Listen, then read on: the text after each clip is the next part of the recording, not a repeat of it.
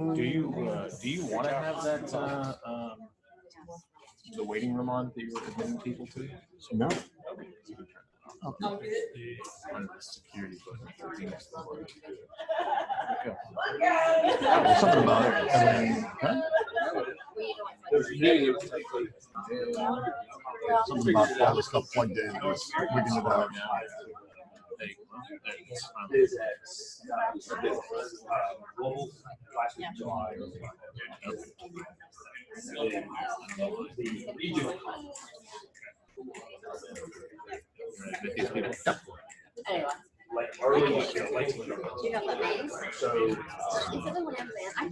Well, you're under security. You can turn it off. Okay. Or is it Eddie Bauer? Outfitters. Yeah.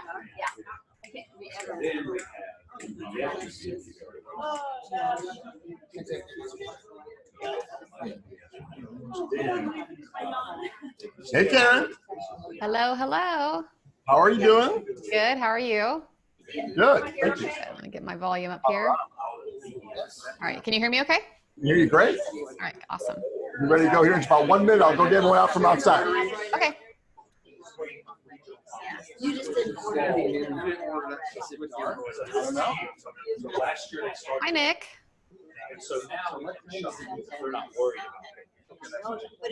Looks like you're standing in the middle of the night. Well, to be honest, I'm in the basement. So, Okay. so I've got a, just a black background. So I've got a home gym over there. I've got a gin still behind me. I've got a 3D printer on this side. So, I'll spare you all of that. Yeah, very cool. I'm glad you could join us. I'm glad to be here. And I see lots of other coaches. So you guys are all joining from, like Marianne and Marcia, you guys are joining from your homes, or are you also in Hilton Head but just logged in from your phones?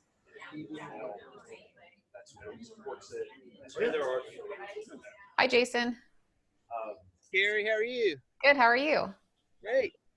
I'm not the only one dialing in remotely today. That's exciting. Hey, Karie, it's Marianne. I'm at home. Hi, Marianne. Great job yesterday, by the way. Hi. Thank you. Hi, Karie, Cecilia, Nick, and we're dialing from home. It's so wonderful to see you. You've been fantastic, and we love you, and I appreciate so much you do for everybody here. Thank you, Arcelia. It's good to see you. And there's Ana Paula. Oh, fun.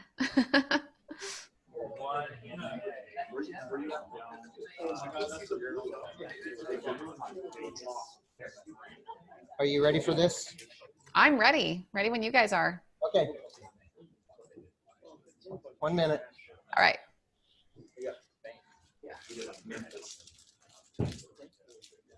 Everybody back in here?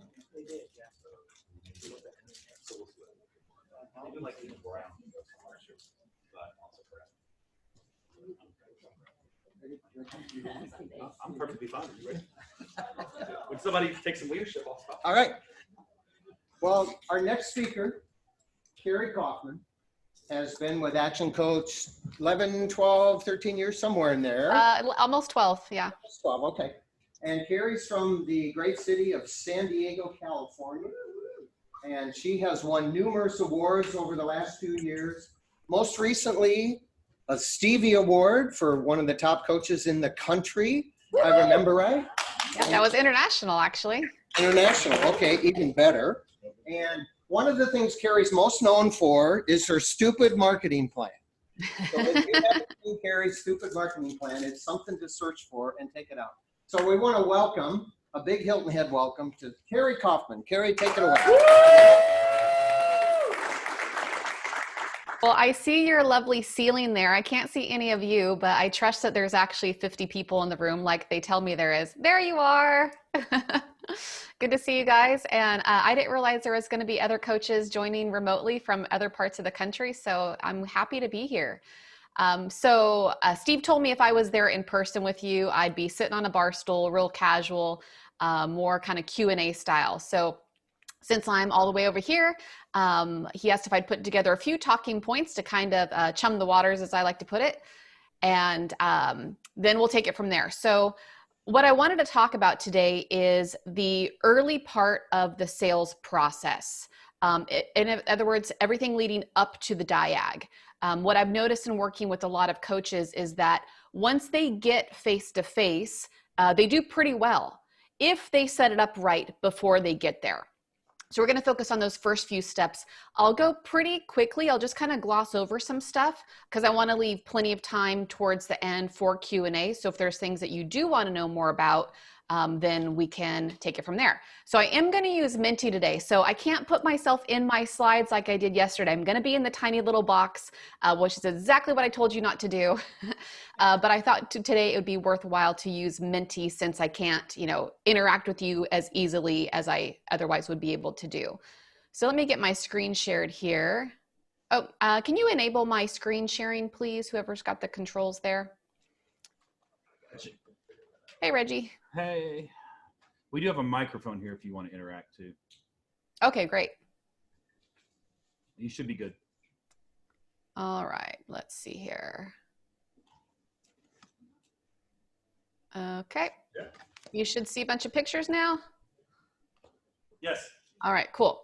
So I figured at first that like everybody knows me, I feel like I know all the coaches in the world, and the truth is I don't. And I looked at Steve's registration list and realized there's also a lot of new faces, which is really exciting. So there's a lot of you I haven't met yet. So just so you know who I am, and I look forward to meeting you in person, hopefully someday soon. But that's my family there on that side. My husband, Scott, we've been married for 17 years. In fact, today is a 22-year anniversary of our very first date. So we've got absolutely nothing going on to celebrate that, but maybe later tonight. Those are our two kids, Kinsey and Cole. Cole is 7, Kinsey's 10. That bottom picture there, that's my office. That was the very last event that I did about 3 days before the country shut down. So that was cool. In fact, I'm still getting clients out the back end of that event. I just got a lead that resurfaced just this past week, and they're going to be moving forward in November. That's Erica at the top. She's my coaching community coordinator, and I have one EBC, Coach Joe, who's actually was a client of mine for 4 years and finally hounded me until I let him become a coach on my team, and he's doing a great job. So now you know a little bit more about who I am if you didn't know already. So let me see. You should have a Menti code there on the top. Oh, no, you don't have it yet. You'll get the code on the next one. So the early part of the sales process, I think about it like climbing up a mountain. But the problem is a lot of coaches wait until the diag to start the climb, right? So we don't just want to summit the mountain. We have to get safely back down the other side, right? It has to come full circle in a conversion. It's not enough to just get to the top of the mountain. So if you wait until the diag to begin the climb, you likely run out of steam, you run out of breath, and you can't safely get back down and complete your journey with your client, at least not without it being a lot harder than it has to be. So the early part of the sales process is meant to do the heavy lifting. And if you do that right, the diag is just downhill. It's already, all the hard work has been done.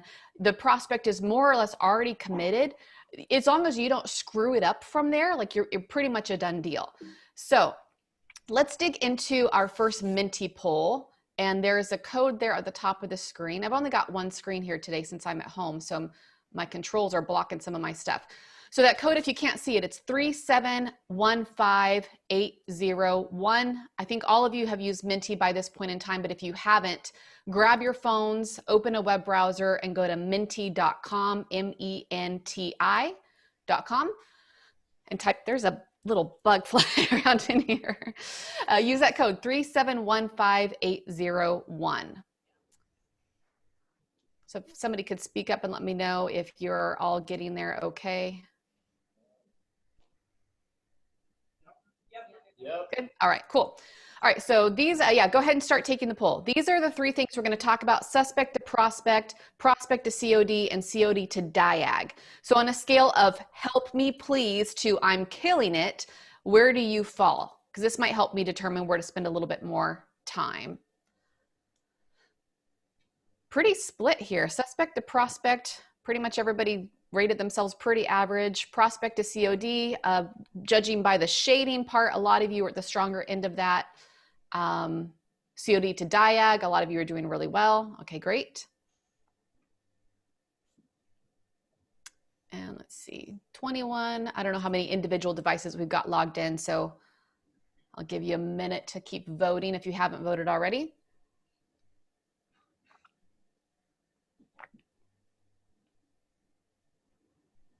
Okay, so COD to diag is the strongest part overall, so that's good to know. I'll skip over a couple of things quickly there in case it helps you, particularly some of you who might be a little bit newer. These are things that it took me a long time to figure out, so this is helpful. All right, let's see here. So I'd love to know, what is your biggest challenge with getting to the diag of anything along in that process? If it's about the suspect to prospect, be more specific. What about that is the challenge for you?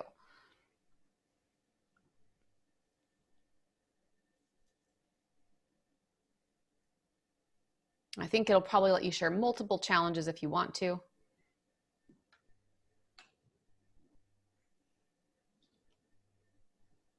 Getting good qualified leads, okay. Slow, I'm curious what, whoever typed in slow, maybe answer again with a little bit more specifics. What do you mean by slow? Okay, starting the conversation, good. A lot here about quality leads. Level of commitment, is that your level of commitment or getting your prospects to commit? Need a better COD script, all right. Would prefer to do in person, yep. I would too, but my closing rate has been just as high. Gosh, I should know this off the top of my head, probably 100% over Zoom. There might've been one that I didn't close over Zoom. So it's possible, right? It's just a mindset and a little bit of practice. Info return on the business background questionnaire. Okay, number of leads. Okay. All right, great. So in your opinion, what is blocking the skill that you need to overcome those challenges? Right? Because challenges just means it's an opportunity to learn, right? We've got to learn a new skill. If it's a skill of generating more leads, skill of generating higher quality leads, skill of walking them through the sales process, skill of getting their commitment.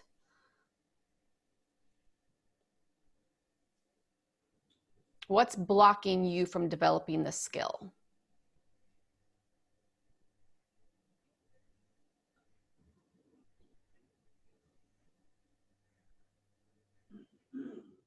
Okay.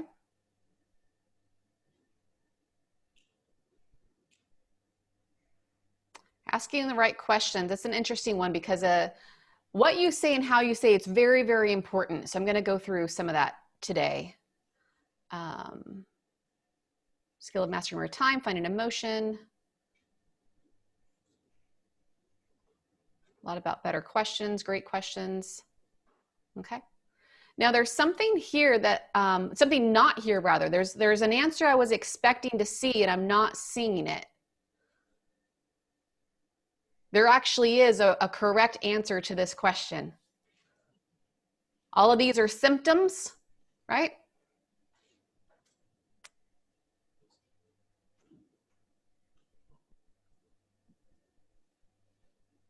Confidence, strategies.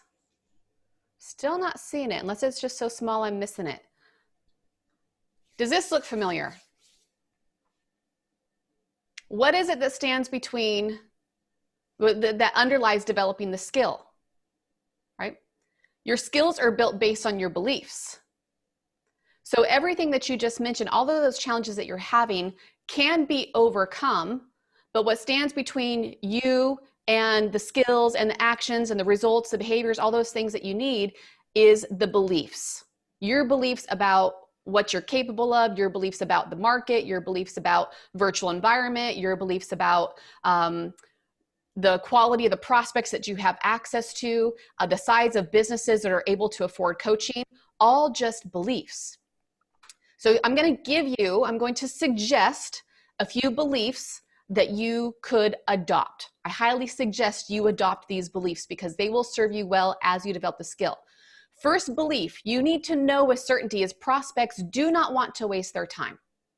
If somebody is willing to engage with your marketing, to have a conversation with you at BNI, to agree to an introduction, to agree to a diag, they are not doing that for their own health.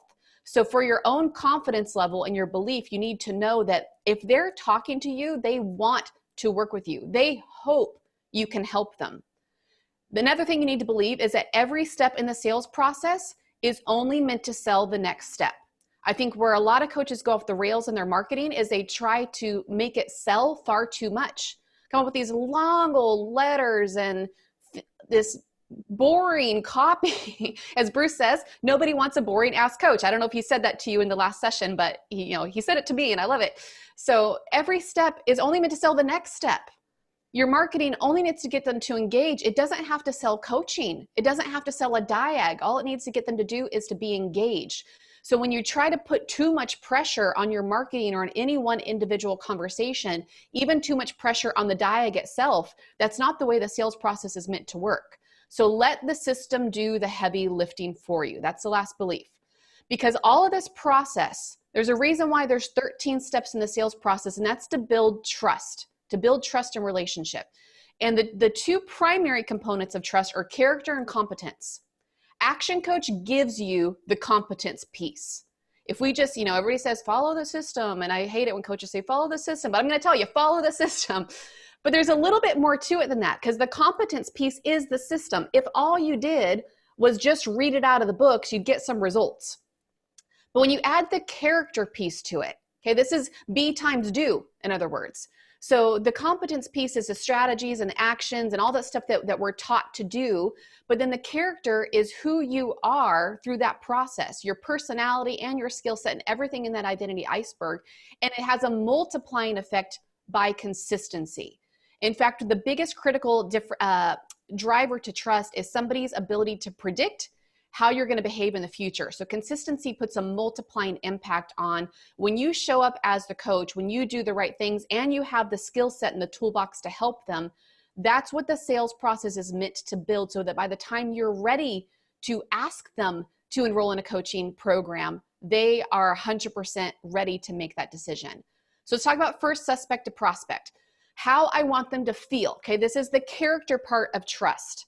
The competence is again, the doing of how you're going to generate the leads, but the character is how do I want these people to feel about my marketing? So my marketing approach, my marketing tone of voice is that I'm professional, but I'm approachable. And above all, I am low risk. I'm never asking them to throw themselves headfirst into my sales process. That's not how I want them to feel. Like when you make that offer, that's how, like sometimes when you offer a complimentary coaching session or strategy session or whatever fancy name you want to put on it, that's what they hear is call now for your free sales pitch. And they're not ready to do that yet. You're proposing marriage and they haven't even agreed to the first date. So it's got to be, you have to be really, really easy to engage with. So yes, you need to be professional. You need to show that you know your stuff, but you need to be approachable and easy to engage with. So let's start at the top of the funnel with your marketing. And I'm curious how you'd rate your marketing overall right now. Just give me a word or a couple of words. And judging by your previous polls, I know this is one of the areas a lot of you want to work in.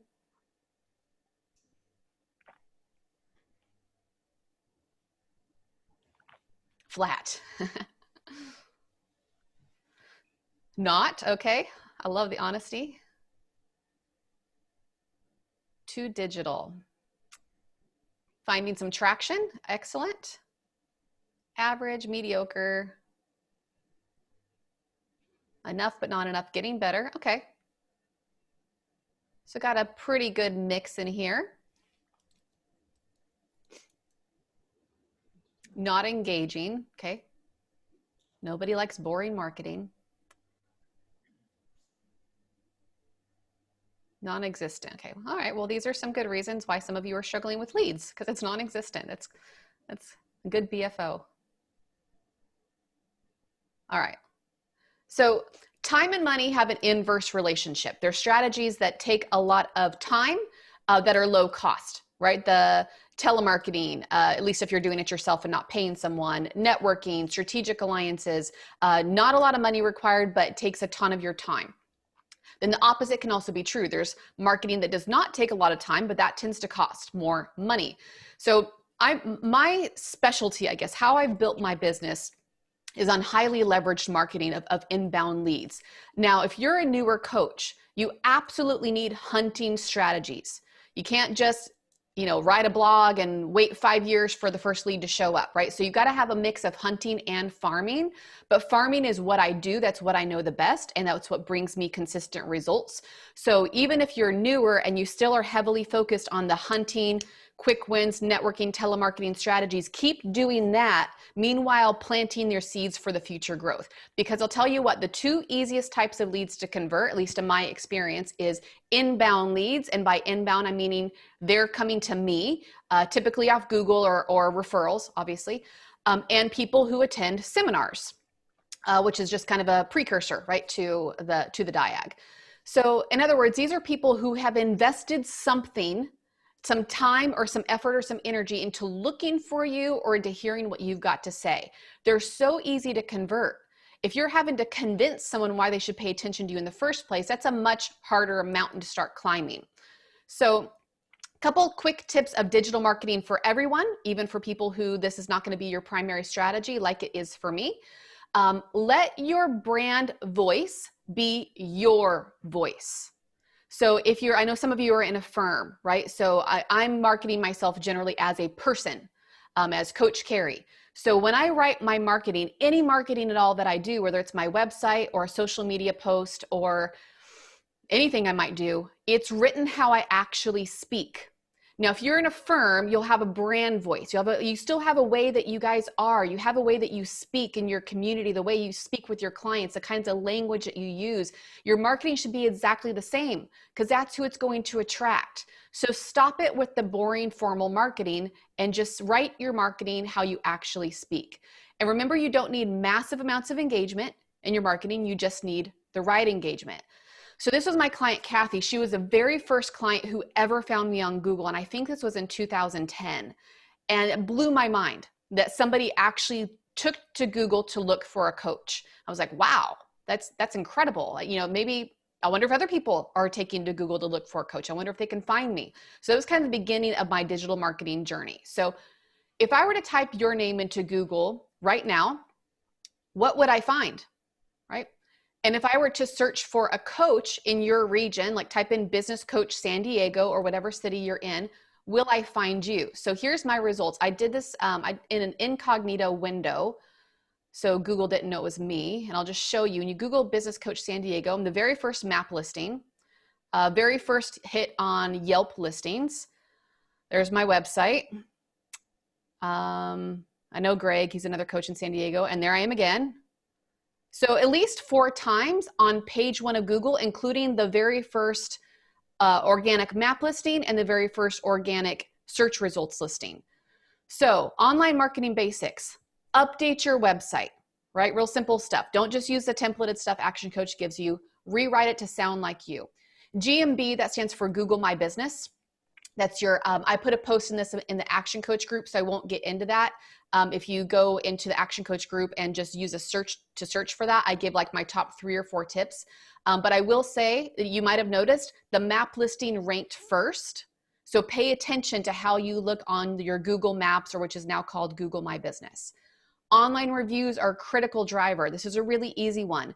I've also learned that consistency of reviews is actually more powerful than quality of reviews. Obviously quality matters too, but as far as rankings goes, if you get reviews consistently, you will just shoot right up the search engine rankings, particularly on Google, but even on Yelp, it helps. And YouTube, right? So what's your marketing action step? And maybe it's nothing that I've said today. Maybe it's the strategy you already know you should have been doing before you even came to this weekend retreat. What's the action step for you in your marketing?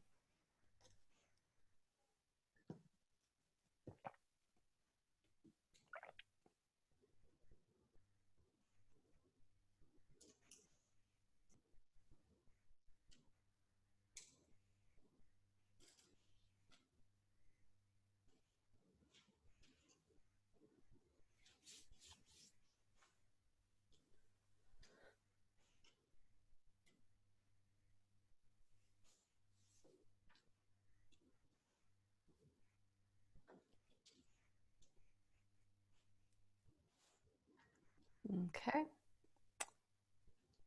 Some branding stuff, some planning stuff, targeted messages,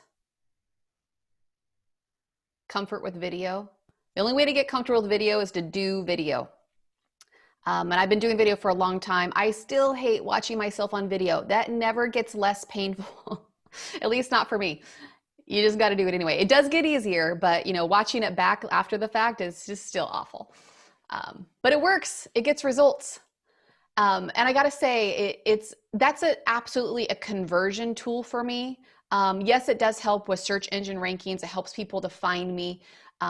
To my knowledge, I have one client who found me specifically on YouTube first, and then she realized I was located in San Diego and she called me. But it's absolutely a conversion tool, because when people find me on Google or they're referred to me, they go online and they'll check you out.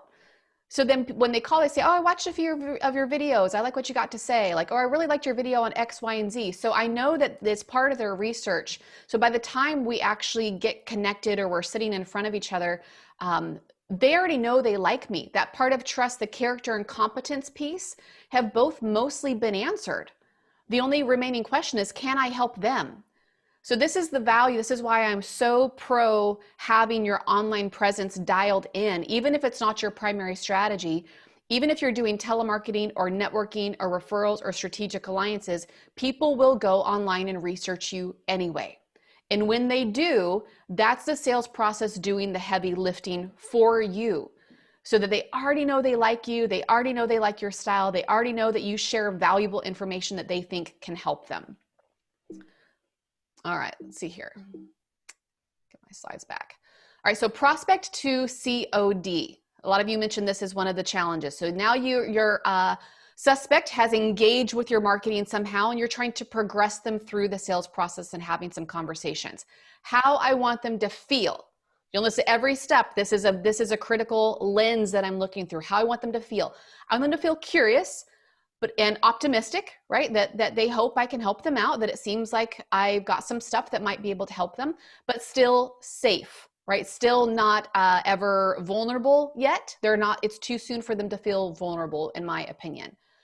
So now I'm going to give you a little bit more detail than I normally would. Typically on slides, I don't like putting a lot of text, but because I believe that how you say things is really important, I'm going to put a few sound bites up here that work for me. Now, a lot of you, especially experienced coaches in the room, you have your own way of saying these types of things, and that's fine. Afterwards, hopefully you can have a little discussion on what works best for your personality and your disc profile. So moving from prospect to COD, this is my elevator pitch. I work with business owners who want to go quickly without losing their mind or killing their team. What do you do? And it always makes people laugh.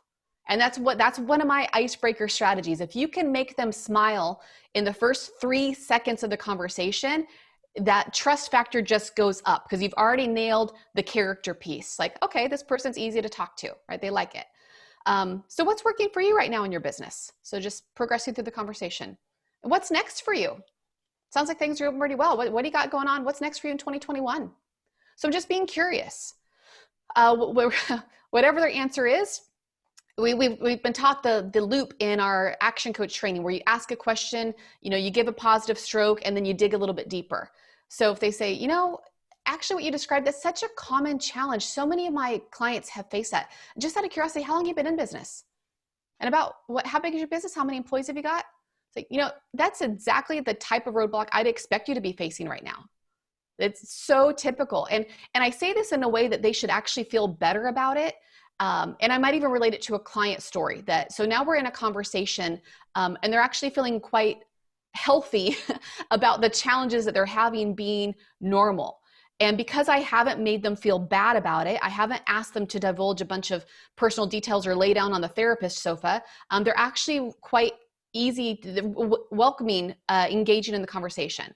Then you can make a little offer. So if you'd like, I've got something. I've got a tool, I've got a book, I've got a video, whatever kind of resource you have. Would it be helpful if I send it over? So you're building in your reason to stay in touch. Or if you want to go a little bit faster, I'll have a little bit stronger call to action. If you'd like, I'd be happy to get together and show you how I've helped some of my clients through this type of thing. What do you say?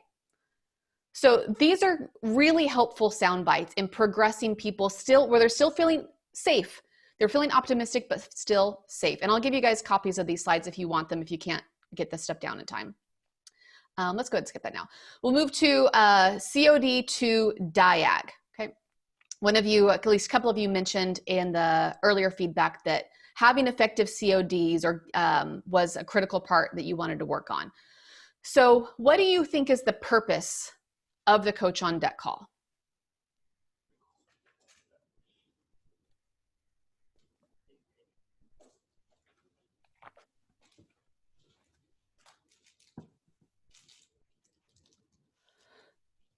Connect emotion, qualify, trust. Yep.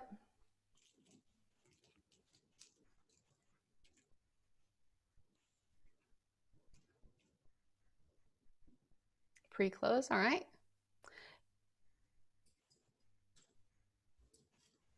Find the pain point, build rapport, generate excitement. I'd say this is overall a better view of the COD call than I used to have. I really struggled with it feeling either like a confirmation call where I didn't add a lot of value, and confirmation call is a different step in the sales process, or it would kind of be like a half-baked diag. Like I didn't know where in that spectrum to stop. Like either I'm just confirming that we're on for our diag in a couple of days, or I go too deep and we're like 45 minutes in and they're asking how much coaching costs and like it's too much, right?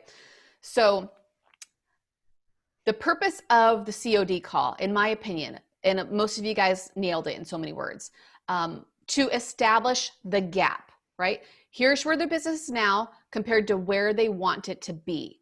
So establish that gap where it's clearly defined, like there is some space between where they are and where they want to go next. Second, to prepare them to make a buying decision. So that's all the other things you guys said about finding the pain point, building rapport, getting them excited, and really working on that formula for change with both the dissatisfaction and the vision. So by the end of this call, how I want them to feel is prepared to invest.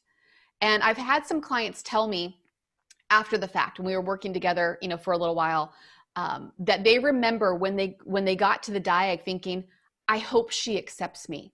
I hope I qualify. Like they're ready. Like they're coming to the diag hoping that you can, that they can justify it because they really, really want this to work. Again, they don't want to waste their time. They're ready to make an investment as long as you can just maybe show them how or find your feet. So in order to build a $24,000 a year client, you'd need a $24,000 relationship. And for some of you, you're charging way, way more than that.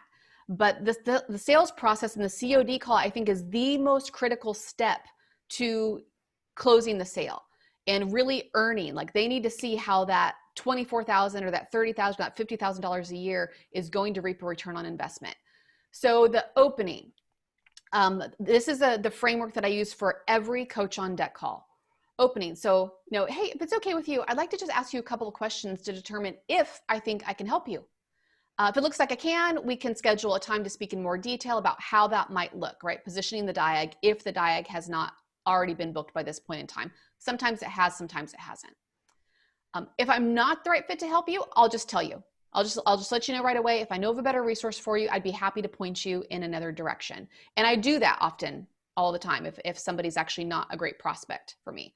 So does that sound okay? So this is my positioning. Then we move on to establishing the gap. So just out of curiosity, what was it that made you decide to reach out? Or why is now the time? You've been in business for 14 years. Why is now the time to start making these changes?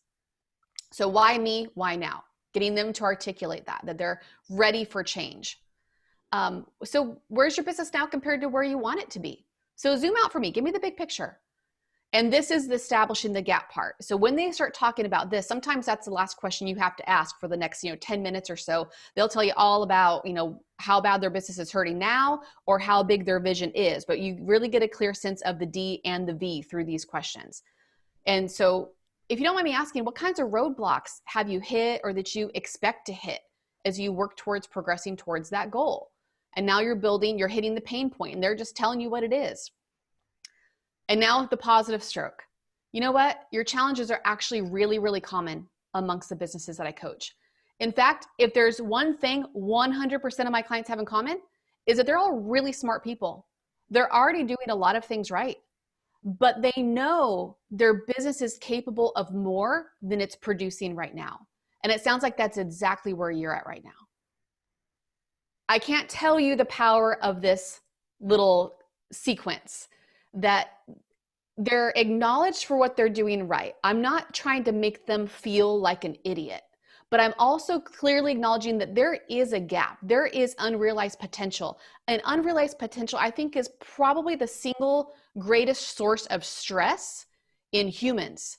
When we know we're not living up to what we can be, when we know there's better versions of ourselves, and there's that internal struggle to try to build your business to be all that you think it's capable of being, and also make it home in time for dinner with the family. And it's just this tension.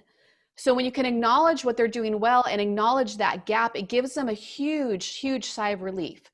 So based on what I've said, Miss Business Owner, I think I can help you. You know, these are kinds of issues that I've helped loads and loads of businesses through. If you'd be interested in taking the next step, is it okay if I explain how that might look? So I figure there's no better way to know if we should be working together in a coaching relationship than to actually do a coaching session. And the first one's on me, right? So that's how I offer the coaching session. So now I'm going to disc this for a second. There's some stuff that weighs a high D would say it, even a high C. I've got the Brad version. And then I've got the high S and I version. My profile is an IC, so I'm a bit of a confused individual. But I just can't pull off the Brad scripting. I've tried and I just sound like an idiot. Okay, so if Brad's doing this coach on deck call, this is a script. You probably heard him say this from stage. Wait, you're losing how much? It's like, well, gosh, it sounds like we can't afford to wait. And he's like, hey, Mary, can we fit him in the diary any sooner than next Tuesday? Like he's shouting to his assistant in the other room, like this real sense of urgency that he's really pushing hard on that dissatisfaction. And I just sound lame when I try to pull that off. Here's my take on that approach, the high I version. So what I hear you saying is you're doing about a couple million. You're growing completely based off referrals right now, but there's no profit. Wow, gosh. I mean, what that tells me is you're clearly doing some things right, because not many businesses, I mean, less than 4% of businesses in America make it past the 7-figure mark. So you're doing some stuff right, but something is missing, because with that kind of reputation, if you're working straight off referrals with that kind of reputation, you really should be making a significant amount of profit. And so now they're going, that's right, I should be. I do get a ton of referrals. People love my business. So here's what I've learned, Mr. Business Owner. Your business is perfectly designed to get your current results. But if you want to turn around that bottom line, I think it's worth digging in to see where some of that profit is leaking out. Figure out what's going wrong, and we can fine tune that. So everything that you're working well can really take you to the next level when we plug those holes and figure out what it is that's draining the business, or this unnecessary tension that's built up in the business. So is that helpful for some of you? I's and S's? Yeah. Okay, cool. Advanced decision-making is the last part of this. This is a really powerful process. I coach my clients on this all the time too. This is the key to making the sale. And this, I've done a video on this before, so I'm not even going to go through it. It's a 3 things script. This is how I position in advance. So in other words, they're committing before they come to the diag that if we can find ROI, they see I can help them achieve their goals, and we're most importantly a good connection, then they agree that we should be working together. So like, yeah, would you agree that if all 3 of those things are yes, we should be working together? Yeah, absolutely. No problem. And the close at the diag, if they've in advance made that decision, is just a piece of cake, just rolling downhill. Like you're on a skateboard going downhill, hope you don't die. All right, that last sentence is important too. You know, look, by the end of our coaching session, it'll be obvious. Either it's a good fit or it's not. So if it's a good fit, you might still be nervous about it, but if it's a good fit, I'll just ask you to move forward. I'm an action coach. I'm not a think about it coach. If it's not a good fit, that's okay too. We'll part friends. You'll still get some ideas you can use either way. Fair enough? All right. So now we talked about suspect to prospect, prospect to COD, COD to diag, and then the rest of it, you're just running downhill with your new client, doing the easy part when you get to the diag. So I'd love to hear BFOs, and I think I've got a little over 20 minutes left for Q&A. or anything else you guys want to talk about. How can I help you?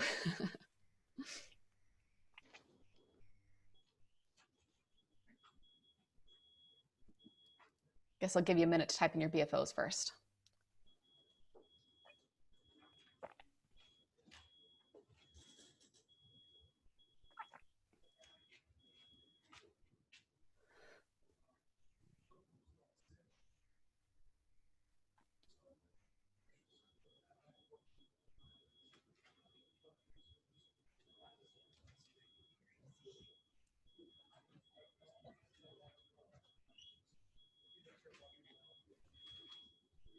Awesome. Love seeing this come through. Yeah, how I want them to feel at each step. That's that character and competence, right? Really thinking through that personal connection. So using the system, but being yourself at the same time.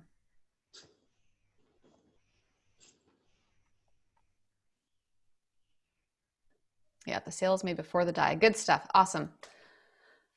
All right. So Steve, what's the best way to...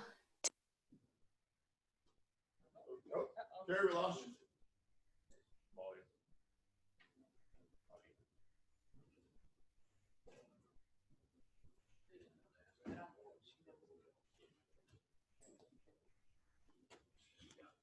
We lost you. You didn't have to go on mute, did you?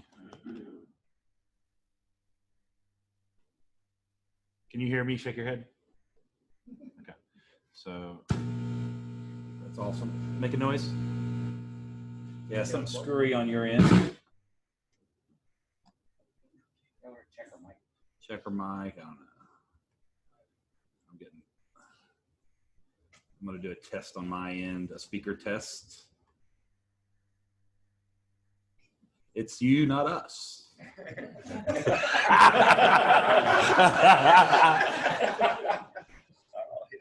Oh no, man.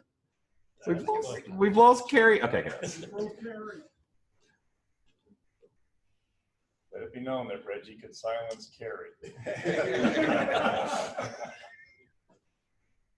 She might want to sign out and sign that again. How's this? Yeah. All right. Yeah, people typically the MO has been people just come up, step up to the little box here, Okay. the little private phone booth here, and submit the questions. So All right. I'm sure the people that want more conversion are going to start to come up now. I saw one in the chat. Let me see. Marcia's asking, talk about qualifying. What do you say on the COD if they're not a good fit, not enough revenue, etc.? So I'll go ahead and address that one while you guys are queuing up or doing whatever you're going to do in the live room. Don't make too many assumptions. I'm to a point now where I'm a bit more selective because I have limited time. So I'll refer them to my EBC or something like that. But in the early stages, I'd say do a diag with everyone. If nothing else, you'll get the practice. I also don't believe there's many businesses that we can't coach. For years, most of my clients were below $500,000 in revenue, 100,000, 200, 300,000. We can absolutely find our fee. That's a different skill set and a different training. So don't make too many assumptions and refer them out too soon. If you do need to refer them out, typically what I do, because I start with that script of, is it okay if I ask you a couple of questions so I can determine if I'm the best fit to help you? If it looks like I can, here's what we'll do. If it looks like I'm not the right fit for you, I'll just be honest. I don't want to waste your time.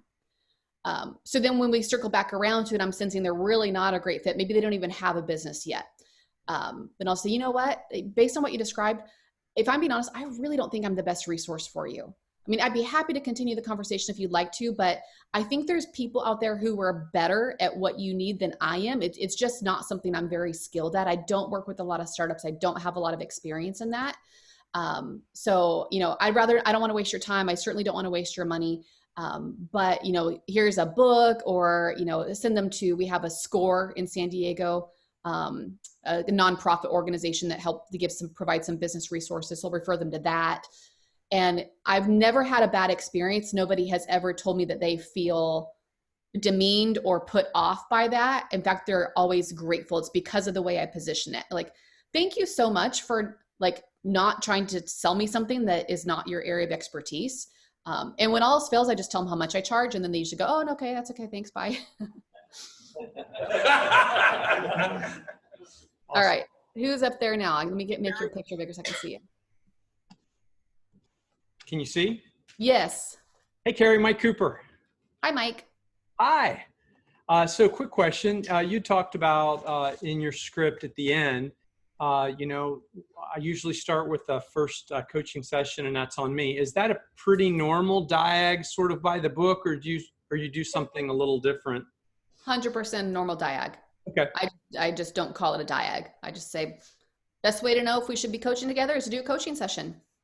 First one's on me. If anybody's actually really serious about exploring working with a business coach, I'm happy to invest an hour, hour and a half of my time in helping decide if I might be a good fit to help you grow your business. And that's the best way for us to figure it out. Great. Yeah. All ahead. Thank you. You're welcome.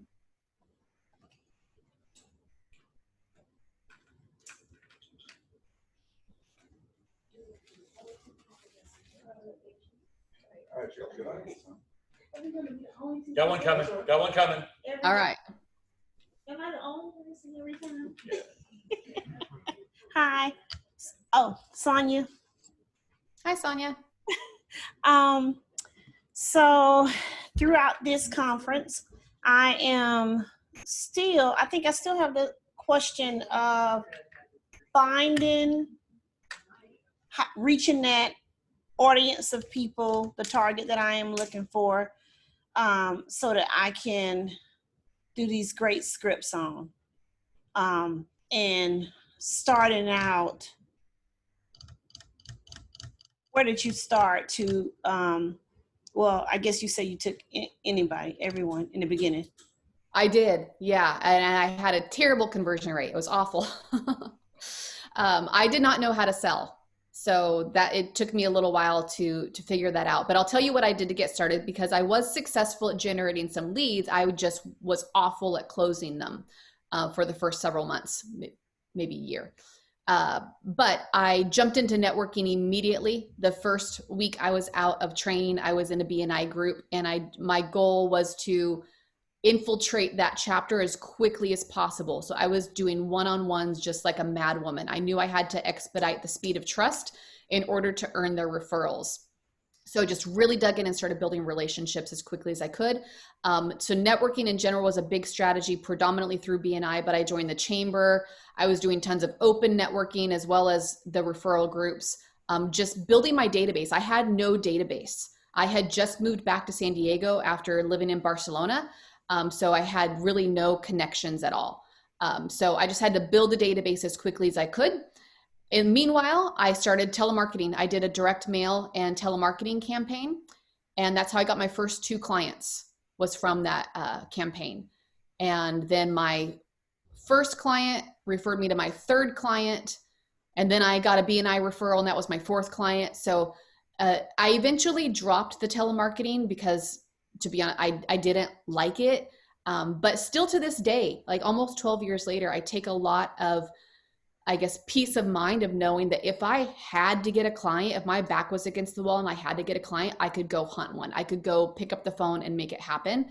So I just forced myself to get good at it. But once the networking, and I did a lot of seminars too, as David mentioned, my stupid workshop marketing plan. But I had nobody to fill the room with, right? That's why I had to build my database quickly, because my first seminar, I think I had 3 or 4 people show up, and like 1 or 2 of them were basically my friends. So I, as soon as I got the database to a level where I could put 6 or 8 or 10 people into a seminar, or, network for some referrals, then I dropped the telemarketing. That was my out the gate strategies. All right, thanks, Phil. Thank you. That was helpful to round it back up to remind me. So I'm doing the right things. I have the right list. Thank you. You're welcome.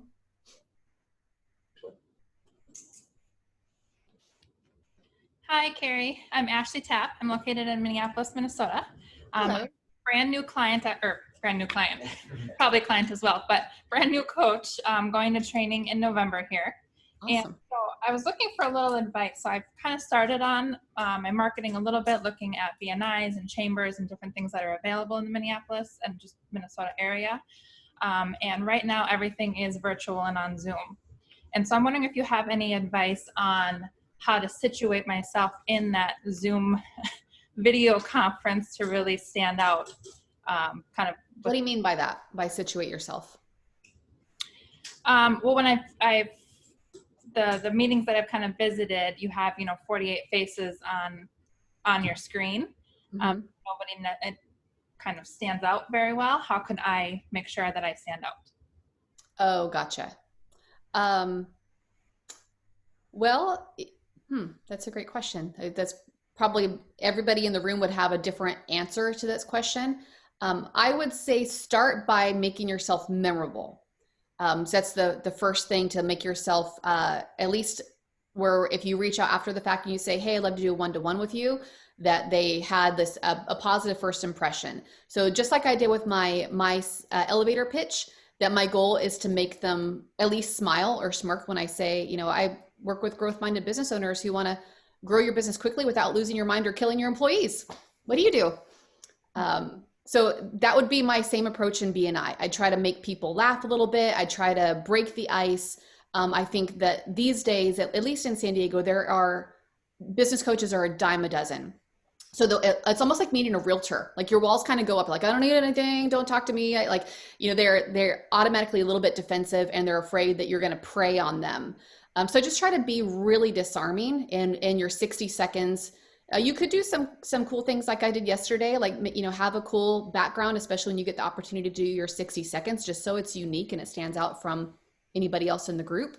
But I just let your personality shine and be super approachable and give little tidbits of help. In my 60 seconds, I would often share a quick coaching tip. So I wasn't always just asking for referral. I might say, hey, if you're looking to improve your marketing, here's a quick tip. And I just share like one little action coach nugget, like basically a micro 30-second version of a seminar, just to give value. And it made people more open to having conversations after, like, oh yeah, I like that tip you shared. That was nice. Yeah. So does that give you some ideas? Yeah, that's great advice. Thank you. I appreciate it. Hi, Karie. Mark Raciapa from Tallahassee. Hello, Mark. Hi. My antenna went up when you said don't use the generic website that Action Coach gives you. Jazz up your own. And as we speak, Action Coach has dumped the WordPress base, I guess, and is going to lead pages and is asking us to redo that. So could you share with us some of your tips or tricks for what you think we should do to the website? Yeah, what do people need to know in order to call you? Right? So make a list of like, what are they curious about? What are their objections? What are their fears? Talkie gives a great, Talkie Moore, he's a coach marketing guy that I think a lot of you know. He has a great framework he calls the 4 forces, where you make if I had a whiteboard, I'd draw it for you. But basically split your page into 4 quadrants with a line down the middle and a line down the middle. And the vertical line is now to the future, right? So it's a time frame. The horizontal line is what they want to move away from to what they want to move toward. So now you got these 4 quadrants. So what they want to move away from now, that's your top left quadrant. Those are their frustrations. What are all the frustrations that they've got in their business that are, they want away from? If they project a frustration out into the future, so now the box just below that, when you're moving from the now to the future, what they want to move away from, that becomes a fear, right? So if I don't get this dialed in, like, that's where the fear sets in. Like, I might not make it. My spouse might leave me. What if I don't survive? What if I can't sustain these crazy hours I'm working? Like, make a list of all those. Then you got the toward side. Okay. So we've talked about basically dissatisfaction and vision. What they want to move toward now, this is their list of wants. In the short term, this is what they want to accomplish. This is what they wish they had. And then if you project your wants out into the future, that last quadrant, that becomes an aspiration. And a lot of them have forgotten their aspirations. They've forgotten the reason why they started their business in the first place. As Brad says, we start out with these goals of changing the world or freedom and flexibility, you know, whatever their reasons are. And then suddenly our goals become make the payroll and answer the emails and all the day-to-day stuff that they get disconnected from that. So if you do your brainstorming list of what are the fears, the frustrations, the wants, the aspirations, that's a really good start to your marketing language, because your website needs to address all of that in the dissatisfaction and the vision. And equally important, in fact, I would say that the rocket fuel on top of all that is infusing your character, right? So that's the competence, and then there's the character. So when they read it, they're like, I really like this guy. The way he speaks like resonates with me. I like that style, that what he's saying makes sense to me. So that's why videos are really powerful for that. Blogging is really powerful for that. Your About Me page is really powerful for that. And then otherwise follow the stuff that we teach our clients. Have a really powerful headline. You know, we have calls to action built in there, and calls to action that aren't just for a diag, calls to action where they could just opt into your newsletter or sign up for a seminar, or, you know, any other number of easier things that we might be able to offer just to help the people who are curious. They're maybe not ready to take a big step yet. They're not ready to share any personal information with you one-on-one yet, but they like what they see and they want to stay in touch. And so you have the marketing system to harvest, to nurture those leads until they're ready to take action. Does that answer your question? That helps. Great deal. Thanks so much. You're welcome. Let me see. Hey, Karie, it's Steve. Hi. And number one, thank you so much for your time today. It's been awesome. And as we wrap this up, since you've built a big community and had great retention, what do you think are your 3 keys to community build and keeping clients long-term? Great question. I think community is one of the keys. So yes, results, you got to get results to keep your clients long-term. But I think one thing I've done particularly well is that my clients all know each other. One of our core values, my core values in my business, is that we create experiences for people. And another one of our core values is we leave people and businesses better than we found them. Even if I don't work with them, I want them to say that they are better off for having had a conversation with me, better off for having watched one of my videos. So it's just always my approach. So when somebody is a client, we want to create an experience for them that is almost like a treat. It's something they do for themselves. Not just obviously because they get good results in their business, but because they really enjoy the process and they're learning and growing so much because of it, or they're making great relationships. So Growth Club has always been a really critical part of that for me. Even virtually, we're doing our best. We use breakout rooms and things like that to maintain a sense of community. But I have a lot of new clients over the past, 6 or 8 months that haven't physically met my other clients yet. So we're actively working on how can we keep the community integrated. Because you've probably seen us, if you went to the last BizX, like my clients are friends, and a lot of them refer each other to me. So they already had a friend in the community before they came because they referred. But otherwise, the way we do that is I've got a Facebook group that's for clients only.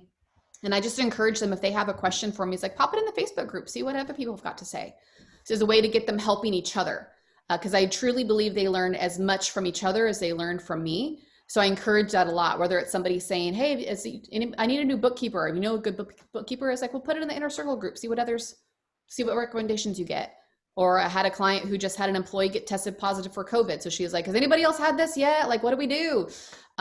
So fostering that sense of relationship amongst everybody else. I normally also have a huge client appreciation party. I would be happy to do it in November. So I'm not doing that. So we're like, what can we do to create an experience? I don't just want to like send them a bottle of wine. I want to create an experience for them. So if you guys have ideas on that, I'll take your ideas. But does that answer your question? Yeah, it does. Thank you. Thank you. Okay, anything else? All right, Karie. Well, on behalf of Hilton Head 2020, thank you so much for your time. It was super valuable. Have a great rest of your day. All right, you guys too. Enjoy your stay there. And hopefully next year I'll be with you in person.